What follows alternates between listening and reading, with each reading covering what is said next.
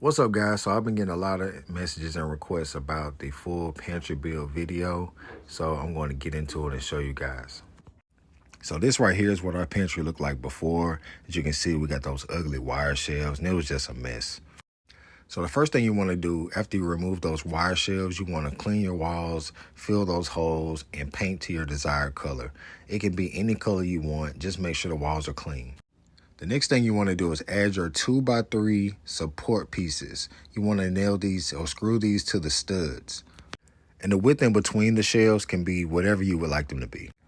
After you add the support pieces to the wall and screw into the studs, you want to make sure that they are completely level and that they're secured properly. Once you have them applied to all three sides, then you can move on to your next step. Next, you want to add your 2x2 shelf support pieces and apply them with 2-inch pocket hole screws. So in this step, you're going to need a pocket hole jig to make those holes that the screws go in, and you're going to also need a pocket hole screw bit. So you can space these support pieces anywhere between 12 to 16 inches apart, whichever you desire for your shelves. And also your shelves can be whatever depth, height, length, anything that you want. Because like Burger King says, you can have it your way. Why not? So for this step, you do want to make sure you have a powerful drill or drill driver and a pocket hole to fasten the support piece. Next, you want to add 3/4 inch thick common boards that span the full length of your shelves.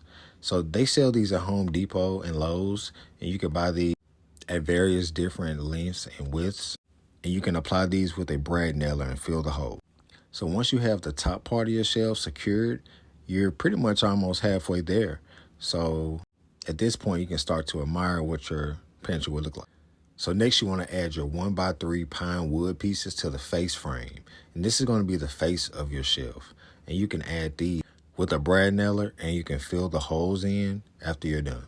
So at this point, you're pretty much done. And you can start taking your painter's tape and edge off the edges to paint and stain. So now is the fun part. Paint or stain with your desired color, and then you can start to add your supplies.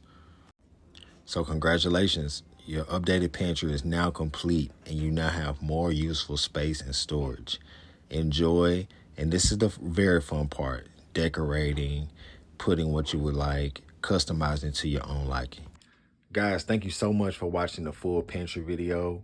I hope you guys enjoyed it. And if you guys have any questions or concerns or comments or anything, feel free to comment below the link.